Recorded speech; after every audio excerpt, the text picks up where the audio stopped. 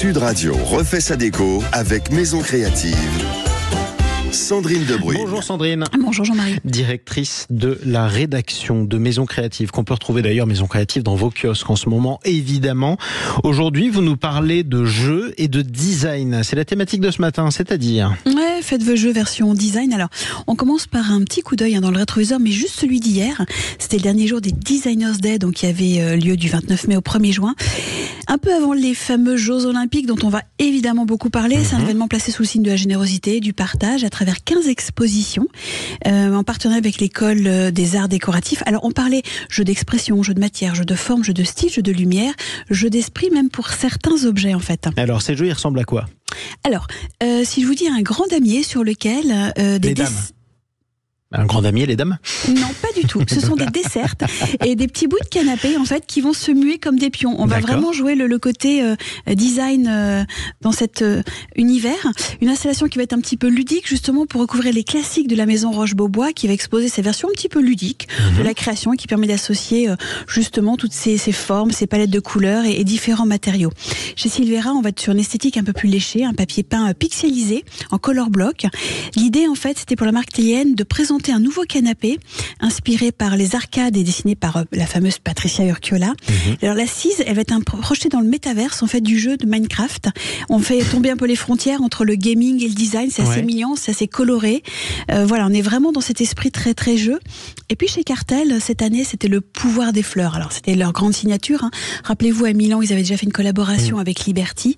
Et là, justement, l'idée, c'était l'occasion de présenter Tant que les fleurs existeront. C'est une ode à la nature graphique, colorée.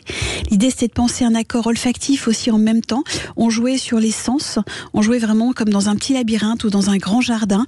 Tout était conçu pour créer un monde un petit peu oublié, comme pour rappeler le besoin urgent de protéger notre planète quand même. Bon, le sport et l'actualité sont devenus une source d'inspiration pour vous. Ah mais tellement, en tendance vraiment déco.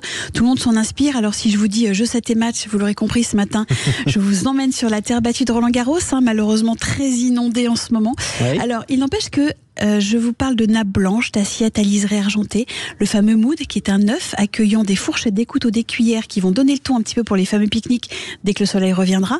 Chez la CM Maison d'Orfèvrerie Christophe, pas question de se renvoyer la balle, c'est une jolie idée de cadeau pour des gastronomes à la fois sophistiqués, décomplexés. On va célébrer l'alliance entre l'art de vivre à la française, l'atmosphère particulière d'un grand chelem peut-être. Ouais. Autre idée tout aussi étonnante, associant match avec l'humour du sport. Si vous aviez toujours rêvé d'arbitrer un match de tennis par exemple et vous ne pouvez pas faire, vous pouvez quand même vous offrir cette super chaise qu'on appelle la Ace Empire Chair. Elle est dessinée par des Italiens, Etimo. Elle ressemble à quoi ? Elle est typiquement la même chaise que celle que vous voyez sur les cours de tennis, très haute en fait, avec des petites marches. Et donc la chaise de l'arbitre. La chaise de l'arbitre. D'accord. Elle a été totalement reproduite, mais vous pouvez vous l'offrir. Si je vous dis faute, vous recommencez. Pas du tout, je vous dis 15 service. ans. Pas du tout, non plus.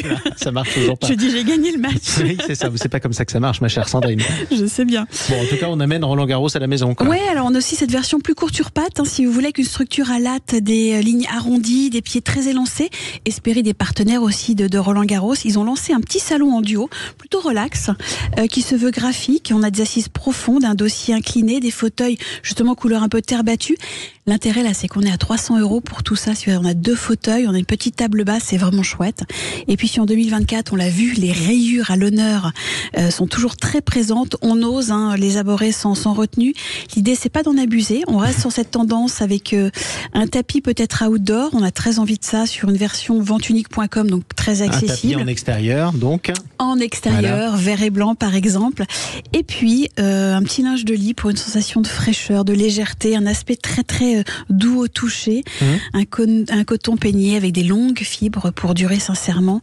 Ça fonctionne. La petite rayure célèbre tennis, appelée la rayure tennis, elle a son côté cocooning pour le dimanche matin. Bon, écoutez, on va cocooner en tout cas grâce à vous. Merci beaucoup Sandrine Debrune. Je rappelle que tous vos conseils sont à retrouver sur les réseaux sociaux de Maison Créative. Principalement pour cette rubrique en tout cas. Voilà, toutes les photos, vous verrez notamment l'ambiance Roland-Garros. C'est assez spectaculaire.